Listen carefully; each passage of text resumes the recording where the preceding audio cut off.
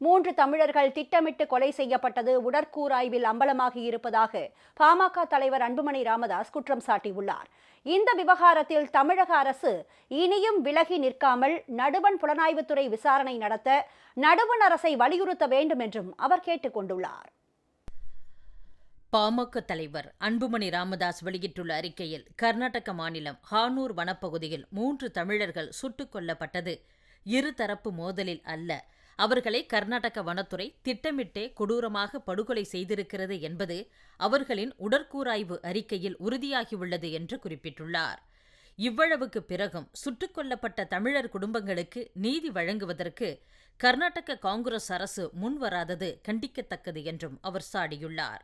கர்நாடக மாநிலம் சாம்ராஜ்நகர் மாவட்டம் ஹானூர் வட்டம் காவிரி வனவிலங்கு சரணாலயத்தை ஒட்டிய வனப்பகுதியில் மான் வேட்டையாடியதாக பொய்யான குற்றச்சாட்டில் அப்பகுதியைச் சேர்ந்த அந்தோணிசாமி, ஜான்ரோஸ் பீட்டர், குமார் ஆகிய 3 தமிழர்கள் கடந்த 15ஆம் தேதி அதிகாலை அப்பகுதியைச் சேர்ந்த வனத்துறையினரால் கொடூரமாக சுட்டுக் கொல்லப்பட்டனர்.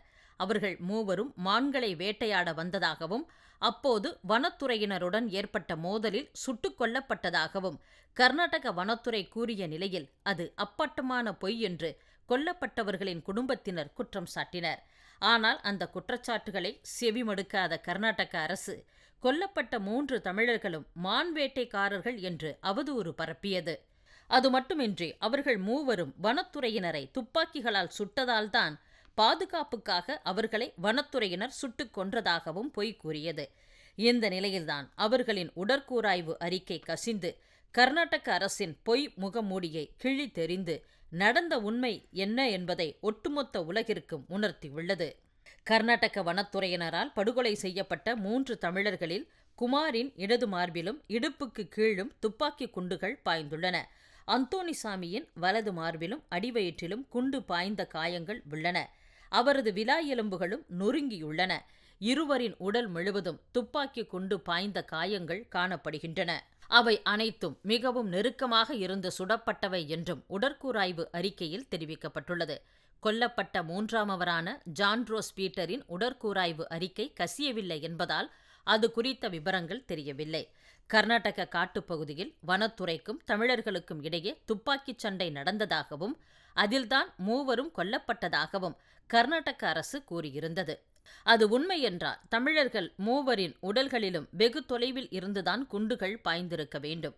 ஆனால் மிகவும் நெருக்கமாக இருந்து அவர்கள் சுட்டுக் கொல்லப்பட்டிருப்பதால் அவர்களை வனத்துறையினர் பிடித்து அருகில் நிற்க வைத்து கொடூரமாக சுட்டுக் கொலை செய்திருக்கலாம் என்று யூகிக்கப்படுகிறது.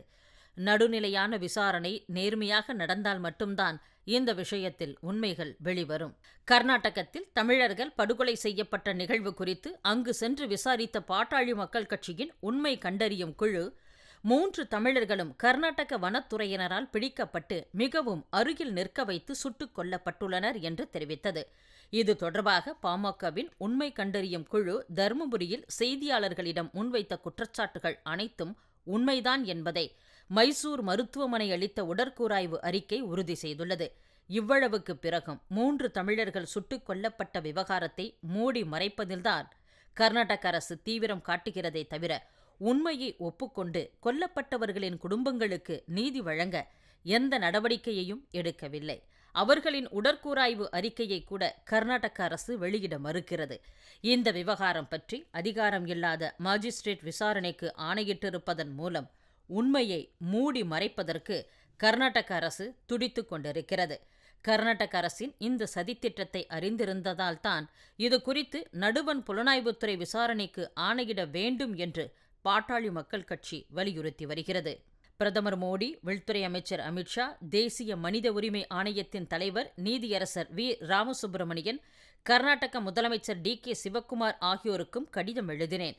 இதன் பிறகாவது கர்நாடக அரசு அதன் தவறை உணர்ந்து கொண்டு பாதிக்கப்பட்டோருக்கு நீதி வழங்க வேண்டும். 3 தமிழர்கள் படுகொலை செய்யப்பட்டது தொடர்பாக நடுவண் புலனாய்வுத்துறை விசாரணைக்கு கர்நாடக அரசு ஆணையிட வேண்டும். அவர்களின் குடும்பங்களுக்கு தலா 1 கோடி ரூபாய் வீதம் இழப்பீடு வழங்க வேண்டும். இந்த விவகாரத்தில் தமிழக அரசு இனியும் விலகி நிற்காமல் 3 தமிழர்கள் படுகொலை குறித்து நடுவண் புலனாய்வுத்துறை விசாரணைக்கு ஆணையிடும்படி கர்நாடக அரசுக்கு அழுத்தம் தர வேண்டும் என்று அன்புமணி வலியுறுத்தியுள்ளார்.